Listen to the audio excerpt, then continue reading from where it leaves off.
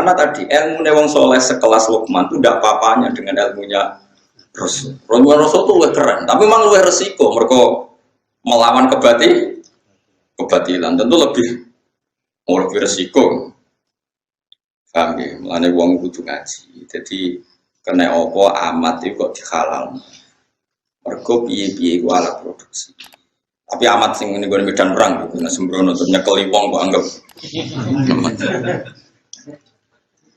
Mergo nak dibalekno ning negara kafir berarti engko dikeloni wong kafir ya berarti nambahi populasi wong. Misalnya nyuwun sewu kok saiki wong preman. Terus mereka berpopulasi secara besar-besaran. Yo repot aku turuti terus. Tentu itu tidak sampai amat tapi ya tentu itu nggak sampai amat saulang tidak sampai. Tapi misalnya nih, ada preman untuk preman wedok. Terus kamu mengesahkan perkawinan. Ono ulama sing darani rasa. Cara aku nak masih mungkin dipisahkan kita setuju yang ulama yang memisahkan. Dengan demikian tidak ada populasi kepremanan. Muga cara zahir preman lanang preman wedok nak duet itu kan yo bahaya nak populasi ini. Cara kula dadi ulama ditakoki sah nikahnya sama ndak milih sing pokoknya fashu apa? Harus apa? Fashu itu dibatalkan. Kalaupun nikahnya sah kita harus berfatwa kalau bisa dibatalkan karena dalam kitab-kitab fikih disebutkan jika seorang perempuan tahta syaukatil fasik dan fasiknya membahayakan agama itu fusikha bainahuma furriqa bainahuma harus dipisahkan. Ini penting karena kalau nggak kamu pisahkan nanti kamu membiarkan populasi kefasik. Engkau bojone piye kira biruken Mustafa. Tapi engkau naiki nanti lemah sadaman sing bojo pertama mlayu. Itu golekno liyane, paham ya terus solusine di. Tapi apapun itu kita punya misi yang namanya agama itu tetap darul mafasid, menolak mafsadah. Disebut la dororo waladir. Apa saja yang membahayakan kita dan membahayakan orang lain itu dalam Islam harus dihilang. Saiki persenjataannya musuh. Contoh gampang menurut saya ilmunya Nabi itu sekarang yang diikuti tentara seluruh dunia. Di mana-mana misalnya coba kita ini menempati di Jogja, di Jakarta, banyak kan gedung itu milik Belanda. Karena itu peninggalan Belanda. Banyak senjata kita yang dulu merampas dari Belanda. Terus Mustafa ini sok khusyuk nih. Karena Belanda ini monggo iki dalam jenengan ini sembangun baik. Oh, soleh tapi diem tuh, soleh tapi apa? Enggak, karena ini milik musuh kita. Dan kalau dipakai mereka ya kemafsadahan. Ya kita sita dan itu akhirnya semua gedung dulu milik Belanda sekarang milik kita. Persenjataan Belanda dulu yang kesita kita ya sekarang milik kita. Karena kalau kita kembalikan berarti membantu mereka menguasai persenjataan lagi bisa mengancam kita. Paham ya? Itu disebut fakulu mimma ghanimtum halalan. Nah soal harta itu dulu dari orang kafir yang transaksinya haram lebih haram kalau itu dipakai haram lagi, makanya dengan dipakai kita ini haramnya berhenti lebih haram lagi kalau kembali ke mereka sudah haram dipakai kekuatan haram lagi maka haram bersilsilah jadi haram bermata rantai. Tapi dengan kamu pakai kan keharaman ini berhenti. Paham ya? Iku kena opo kok Nabi Dawud tetap ngetuani Luqman Hakim. Senajan tuh bijak sekali Luqman Hakim. Tapi kan enggak kelasnya dibanding ilmu Ambiya, dibanding ilmu Rasul itu enggak kelas. Kulo suwun sing ngaji kulo wis sing khusuk-khusuk sing saleh, ojo geman nyai ulama. Nah masalah ilmu gak level. Tapi kan ngrasa luwih saleh nggih monggo wong ngrasa saleh wae, ora tenan wae. Mosok GR wae ora oleh. Napa GR wae? Kalau nanti diprotes itu lo sering diprotes. Kalau aku gumun soal kejengan, kalau buat nanti roh jenengan tapi tak ada. Aku ya gumun begitu orang soleh meneliti uang. Orang oleh soleh meneliti uang dan juga orang soleh sibuk be awake. Mau aku raro kita juta orang kok meneliti. Karena pulang beda ada jenengan. Kanut ngalime. Wah angin ngerasa kecangkeman. Sembrono. Soalnya aku tahajud kira roh. Jadi tikus jompo. Tapi rasa mitosno ning Mekah malah jadi fitnah. Jadi eling-eling kula suwun sanget nggih. Pokoke ngaji niku nak ilmu manut para nabi. Mulane Rasul iku rata-rata wayo. Mergo nak cara logika mah nulung wong sitok wae.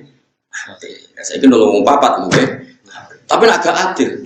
Kafir ge bayangno Rasul kok gak adil. Lah soal kowe gak niru. Aku ora mungkin adil, ora bakat adil. Jengger kawin yo ora perkara nulung. Perkara apa ya karo. Tapi akal kita cukup tahu bahwa potensi poligami tetap lebih baik ketimbang yang enggak poligami. Dalam konteks Rasul. Setidaknya gue gak janggal, tapi Nabi itu gak. Itu penting, penting sekali daripada yang tulisannya para LSM. Orang nikah itu poligami pasti karena seks yang berlebih. Ya, terus gue nulis itu atau ngaji aku atau ngaji ulama terus nuduh Rasul poligami itu mereka hiper kafir kayak orang barat kelakuan kok utek kayak lah paham mengenai kulon terang emosi perkara ini kamu harus tahu secara iso nglakonilah tapi kamu tahu logika ilmunya tahu. Paham ya paham betul maksud dengan demikian terus gue roh nabi wayah wah apik tenan lho wong sito apik kemudian kena cinta tenan kena cinta tapi meraktekno ojo kan gak kuat praktekno tuntas yakin sak rokok kanca-kancaku sing wayah iku yo bar do sampet kula de kanca lemu bareng wayah guru tak takoki angger saiki takoki ya ora wong diet piye carane diet guru wayo wong e akrab ya guru dhisik lemu bareng wayah padahal bojo keduane wayu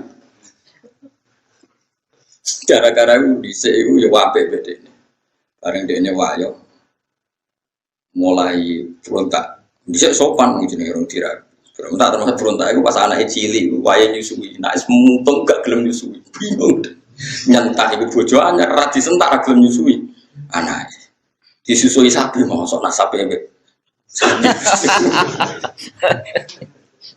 bingung skuru nanti saya iku nggak ada nganti saya iku jane takoki diet itu ya wayo diet kok ya tapi wae kula suwun ngaji nggih pokoke kena apa melane sinten di antara yang didawakan Syekh Abdul Qadir Al-Jilani teng kitab Al-Buryan itu kenapa ghanimah itu halal padahal ghanimah itu min amwalil kufar yang notabene dari transaksi yang haram karena ini penyitaan barang haram yang supaya enggak dipakai haram lagi. Nah, nang ngono BNN nangkep narkoba terus berhubung boten gadan kula niki haram jenengan damel harus kita hancurkan. Tapi kalau ain kayak narkoba kudu dihancur oleh dinggo. Jadi kayak celeng, asu, terus narkoba kudu dihancurno. Tapi nek senjata mbok hancurno kan tabdzir harus dipakai untuk kepentingan negara. Pokoknya walhasil itu kudu ono penyitaan ya, kudu ono apa? Kalau masih bisa digunakan secara halal digunakan, kalau tidak dihancurkan. Kayak narkoba ya tentu pilihannya dihancurkan. Anis kurli wali walid. Hikmah pertama sing diajarno Luqman Hakim niku anis kurli wali walid. Anis dene kelakuan wa kulna lan sing ngucap kita ingsun maksud Allah lahu maring Luqman anis kurlillah. Boyo syukur sira lillahi maring Allah. Alam ing atas perkara atau kang paring sapa wa kang sira minal hikmati saking hikmah. Jadi hikmah pertama dadi wong urip siji syukur. Pun ngandel kula. Urip nomor siji syukur buat dia pangeran. Syukur perkara liyane pangeran pun. Sayyidina Ali itu dadi wali besar wiridane nyata tak warai tak ijazah wiridane Sayyidina Ali. Ada 3 kalimat yang kata para ulama. 3 kalimat ini yang menjadikan Sayyidina Ali tidak akan terkalahkan oleh kalimat hikmah manapun. Jadi Sayyidina Ali nak gawe wiridane nyata. Ya ini ada 3 kalimat yang dengan kalimat itu hikmah ini gak akan terkalahkan oleh hikmah manapun. Ya tentu yang selevel Sayyidina Ali ya sama-sama yang tidak Nabi tentu enggak bandingkan dengan Rasulullah SAW karena semua kata-kata itu mahmalnya yang selevel, mahmalnya yang siapa? Selevel. Jadi tidak bisa kamu jadi Syiah. Nah Sayyidina Ali di pemikiran yang enggak tertandingi oleh siapapun. Sawangannya malah nganti ngalah no. Nabi sembrono ya ra ono. Syiah yang seperti ini sudah dikeluarkan dari kelompoknya. Jadi tetap enggak ada yang sampai seperti Sayyidina Ali kalau wiridan ngendikannya itu ya Rabbi kafani izzan antakuna li robban wa kafani fakhron an akuna laka abdan. Jadi ya Allah cukup saya ini terhormat karena punya Tuhan engkau, maksudnya punya Tuhan yang keren, yang lahul asmaul husna, yang ala kulli syai'in qadir. Jadi kafani izzan antakuna li robban, saya ini sudah cukup sekali sebagai orang yang sangat-sangat terhormat karena punya Tuhan engkau. Wa kafani fakhron an aku nalaka abdan, dan saya cukup bangga sekali karena saya hamba dari jenengan. Kayak apa nistanya saya kalau hamba dari Fir'aun, dari Namrud yang sama-sama manusia. Coba betapa hinanya kita kalau jadi budaknya Namrud, termasuk budaknya Isa sekalipun. Karena kita sama-sama makhluk, sama-sama manusia. Kenapa dia Tuhan kita? Makanya Sayyidina Ali dan wa kafani fakhron an aku nalaka abdan, an aku nalaka abdan. Saya begitu bangga karena saya hamba dari jenengan. Masyhur itu ya. Kafani izzan antakuna li robban wa kafani fakhron an akuna laka abdan. Jadi apa ya, dulu ulama-ulama itu punya makalah-makalah yang spesial. Jadi syukur sama Allah. Terus ketika menyangkut zuwiyat lanat dunia, misalnya begini. Rungono ya Mus, kowe kon nerangno kowe rada kangelan. Kowe wis kadung roh wong wedok ayu ning ngarep kamu. Kamu kan butuh pertolongan dari Allah supaya tergoda dari fitnah itu. Berarti kowe butuh pertolongan Allah untuk diselamatkan dari fitnatin nisa, fitnahnya perempuan. Dengan kenyataan sekarang, kowe ngaji ngarepe ruhin, ngarepku ora ono wong wedok. Ya sama-sama selamat, tapi wis kadung roh itu kan selamatnya perjuangan. Nak ora roh selamatnya itu enak, lebih nyaman kan karena kita tidak tahu maka tidak jadi kebutuhan. Sekarang begini, kalau kamu punya harta untuk mengelola jadi baik ini butuh perjuangan karena kadung punya, jadi mengelola untuk baik itu kadung perjuangan. Tapi nak kue kadung raduwe kan perlu berjuang untuk cara mengelola secara baik. Kue orang arah dihisap, nggak arah tak kono pengiran. Iya tak kayak alpat kok, bukus nyombongi kamu laku kan tidak ada gitu ngeraduwe alpat. Iya tak duit sambil lihat kok zakat kan gue gak duit. Nah makanya ini kata Sufyan Ats-Tsauri, cara syukur paling mudah adalah ketika zuwiyat angkal dunia, ketika harta dialihkan dari kamu, maknanya kamu tidak punya harta, tidak punya perempuan. Sebetulnya ini meringankan ujian Anda, paham ya? Meringankan ujian. Ya contoh gampang kayak Ruhin Mbak Mustafa kan gak tahu tersisa gak mangan setik kan gak tahu roh nak ning dunia kono warung jenenge setik. Nah kayak kula nanti saya kira mangan setik tapi sering tersiksa mergo nak ngantor kadang liwat. Kadang kepikiran piye rasane mangan. Nak Ruhin kan enggak mergo ora tahu roh. Enak dia enak Ruhin karena enggak harus berjuang melawan kepengen mangan setik. Nah kula yo berjuang kadang kepengen waktu ra pas. Mau bar magrib mbek temen kok wae ngaji ya ora situ. Nak Ruhin kan enggak perlu berjuang. Nah sebetulnya orang-orang fikir supaya syukur sama Allah caranya gitu. Ketika kamu coba kalau kamu nggak presiden kan nggak perlu mempertahankan status jadi presiden. Coba kita nggak perlu repot-repot karena mempertahankan status jadi ketua DPR. Nggak perlu manuver sana sini. Wong kowe ra ketua. Kangelan tiga ketua DPR.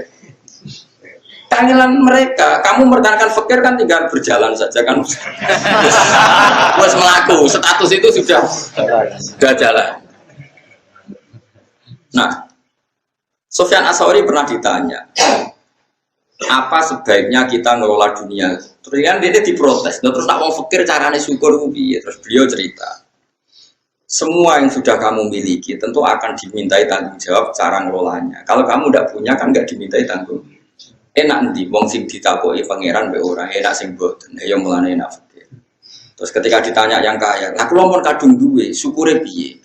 Enak nanti wong tok nikmat be ora enak tok yo sanggep bae ngono. Dadi makanya terus gak padha-padha napa padha-padha syukur. La ilaha fa'bud wa kum yanasabirin. Penting nek wani nyembah pangeran kudu wani syukur. Ya syukur ditandai gampang guyu, gampang rileks. Lho kula mboten sombong, kula dhewe anu kadang nggih merengut kukur-kukur perkara gatel. Niku langsung istighfar. Betapa malunya saya, aku neng kerajaan ya Allah merenggut sawangane kok gak rido mbek kersane pengiran. Niku tok mun kula istighfar. Sampai kula niku isin banget. Karena bagi saya merenggut itu masalah besar, koyo ora rido mbek kersane.